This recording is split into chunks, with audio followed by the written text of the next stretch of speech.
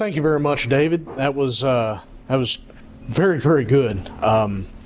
Very much appreciate that. You hit on a couple of words and terminology. I'm glad you brought up helpmeet and kind of put that to rest. It drives me up a wall, but that's a soapbox for another time.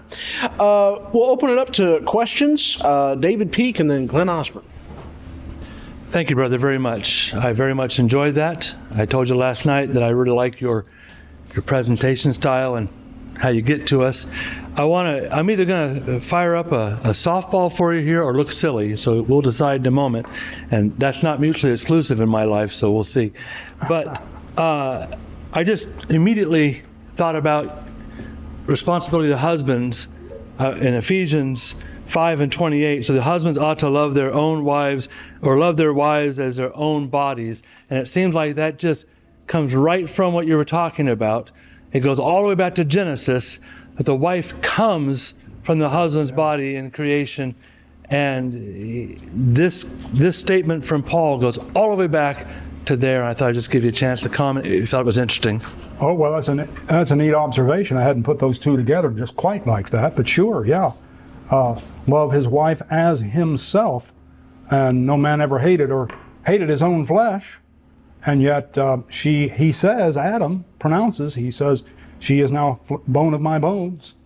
So that's a good point. I hadn't thought of that. Can I steal that and use that next time? Yours now, brother. Yours. All right. Glenn Osborne. I really appreciate it. I've been wrestling through some ideas, and that's very, very helpful. Let me just make clear. I want you to make a distinction. Right. You're saying that the proclamation to be fruitful and multiply in the creation accounts, the marriage, was all before the penalty for sin and really isn't directly connected? Is that kind of what you're saying, is that there's not a connection there, that the first part has to do with just the nature of creation, and them being kicked out of the garden would have to do with sin, or the punishment of pain in childbirth? Oh, I'm not sure I'm completely following you. Okay. I guess what I've been concerned about families who are created and yet they have decided before they even got married that they weren't going to have children. And I've wondered about the declaration of be fruitful and multiply. Was that actually a connection to marriage? In other words, did God ever design marriage without that idea of having children within it? And I don't think so. I think most of the time in the scriptures, he creates marriage with the idea of children being involved in that process, regardless of birth control point, is what I'm getting at. Yeah. So does the be fruitful and multiply idea go back to the nature of our creation without regard to the penalty of sin? I guess maybe that's the best way to put it. Well, it's an interesting thought. My immediate thought is that yes, it does. I don't know if, would they have? If the answer is no, then would they have had children if there hadn't been sin? If there was no sin that ever Obviously, introduced the world.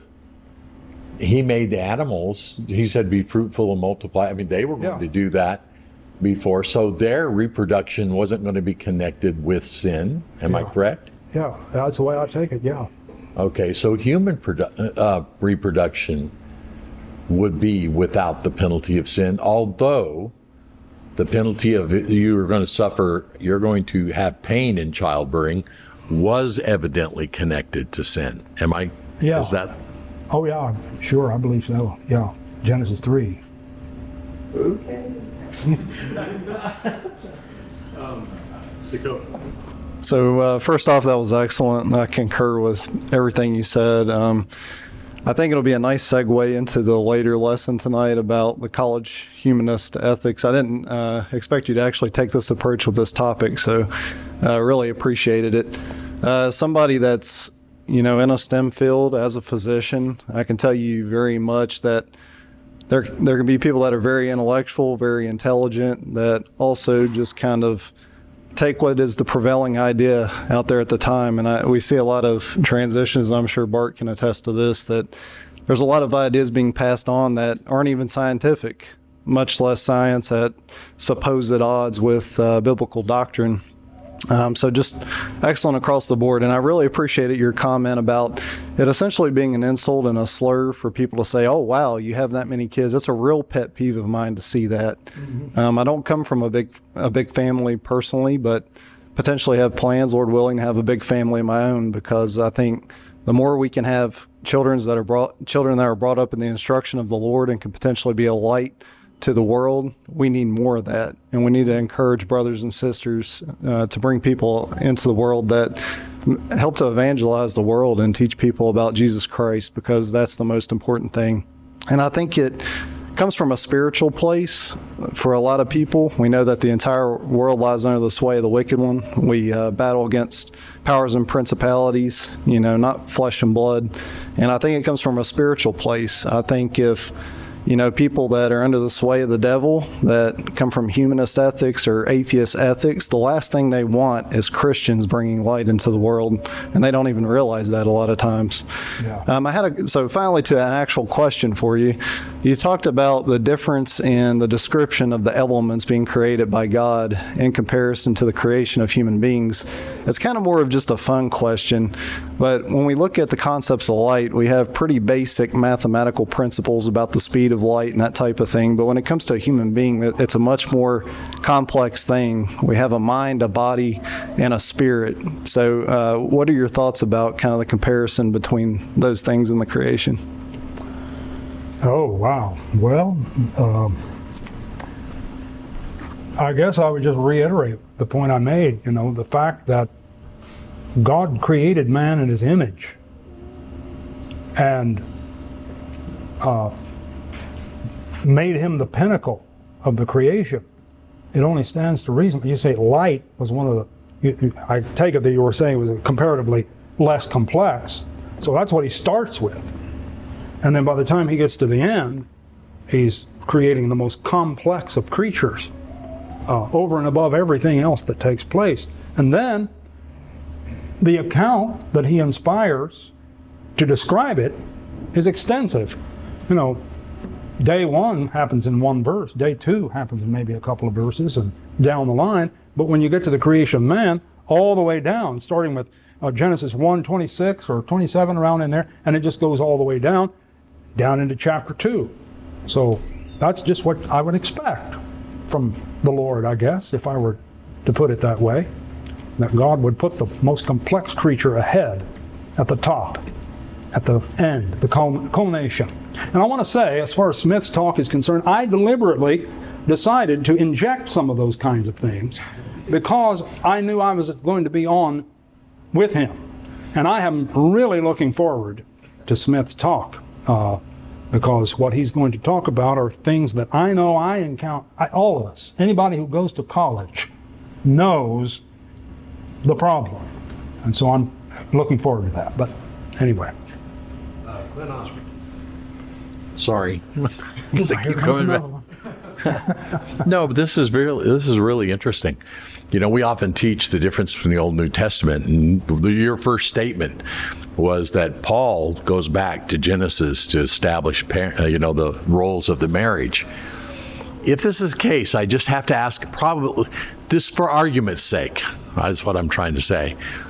Would it be wrong or sinful for people to decide to try and get married without children? Well, I have to answer that question. From a grandfather's viewpoint, I can tell you it's a sin, but no, I'm just saying about it.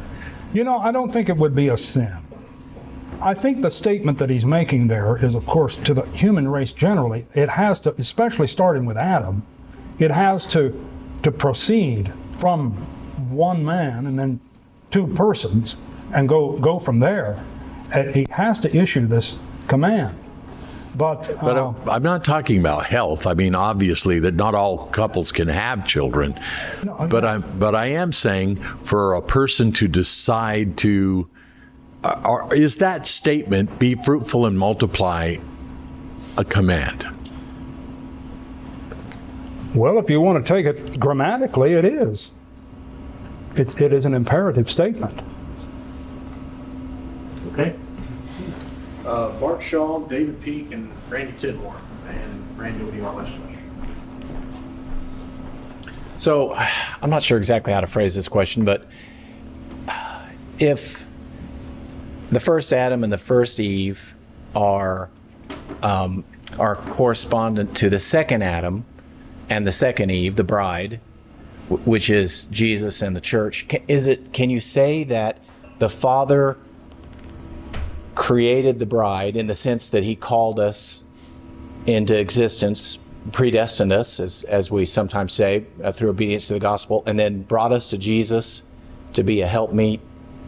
Because I know that we're co-laborers with Christ in the work. And so it just occurred to me as you were describing that figure of the bride being created and brought to Adam, that in a sense the bride of Christ is doing the same thing, coming to the second Adam. And I know it's a stretch. I just wondered what your thoughts. Oh, no. Well, that's an interesting observation. I mean, the Lord, like Randy was talking about last night, the work of the Lord is the Lord's work, but we do the Lord's work.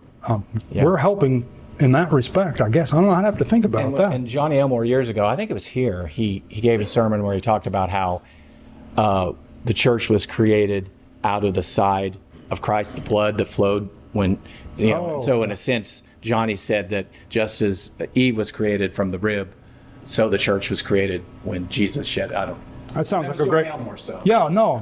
I was just going to say that sounds like a great Johnny Elmore kind of illustration. No, really, I'm being serious. He had ways of putting things, and that's a great statement. Dave. I suspect that Glenn and I are going to have future conversations about this a little bit, and probably this young man behind me too, because as I'm trying to process this question that Glenn asks and trying to maybe give you something to work with here, I'm thinking about the latter half of 1 Corinthians 7. We have a situation where there is difficulty in the world, persecution, and he's suggesting that maybe some people shouldn't marry, right? And it's like, so are you, I can go back and go before Glenn's question. It's like, well, are we commanded to marry? And are we commanded to reproduce? If we're commanded to reproduce, we're commanded to marry. Yeah. So if we're commanded to reproduce, well, then we must marry. But then Paul says, well, right now, maybe it's better if you don't get married. And so what if you are married? And he doesn't address this. He does not address this. And I went and just looked again in 1 Corinthians chapter 7. He doesn't suggest, well, if you're married, don't have children because of, right? But I think the question is complicated. Yeah. And I'd like to just suggest that and let you comment further. Well, first of all, in my talk, I think if I didn't say, I meant to say, if you're planning to get married and if you're planning to have children, I just want to encourage you to have lots of them. Now, as far as it being a sin to get married, the Apostle Paul makes it, or not to get married, I'm sorry. As you point out, the Apostle Paul said it is not a sin. And in fact, if it were, I was sinning myself for a very long time.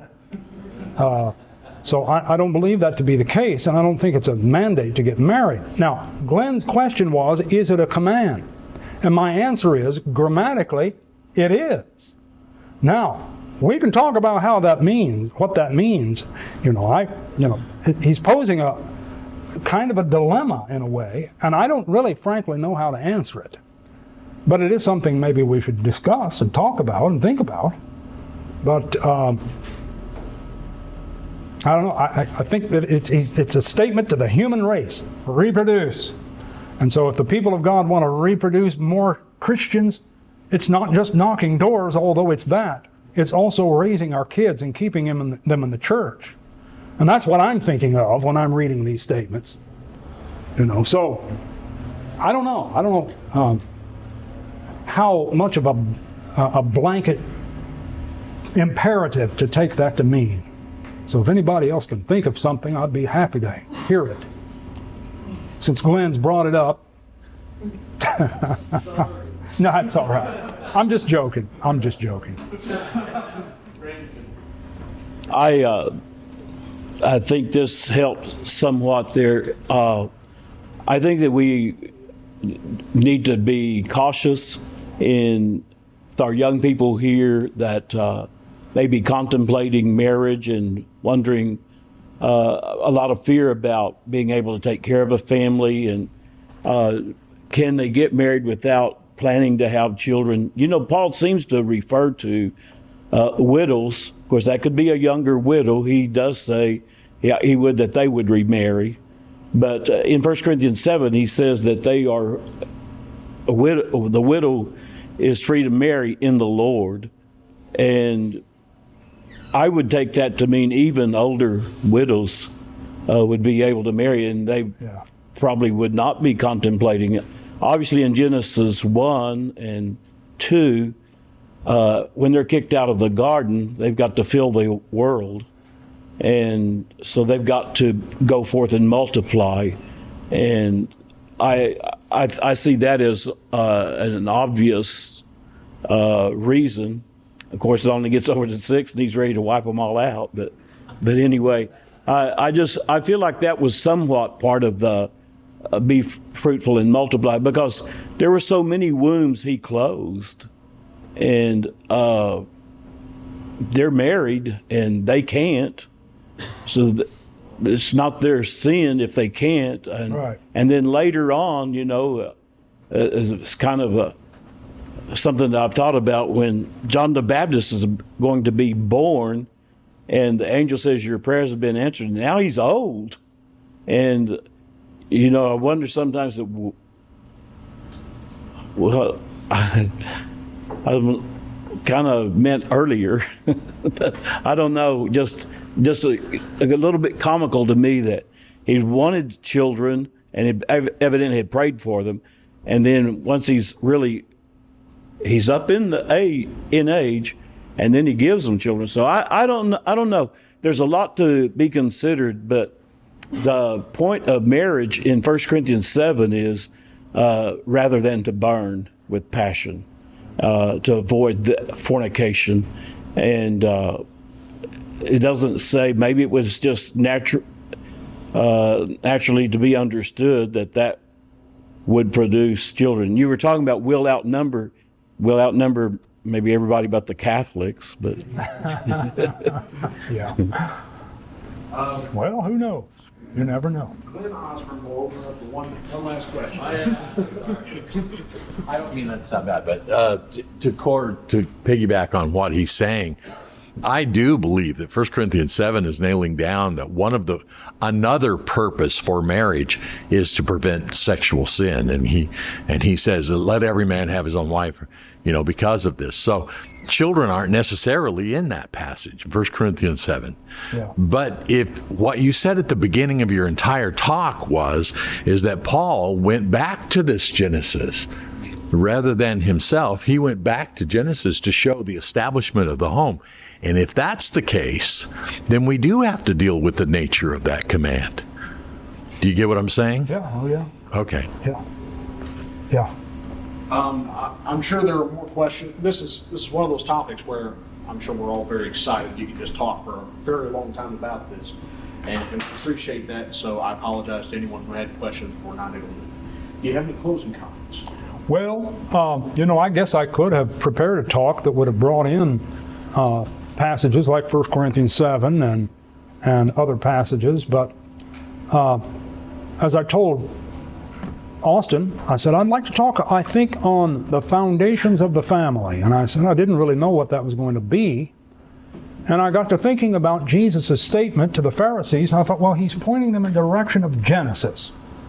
So the more I thought about and contemplated Genesis, the more I thought that I thought, I don't know if I've ever heard in my 40 years in the church any preacher ever just take those verses and just go through them.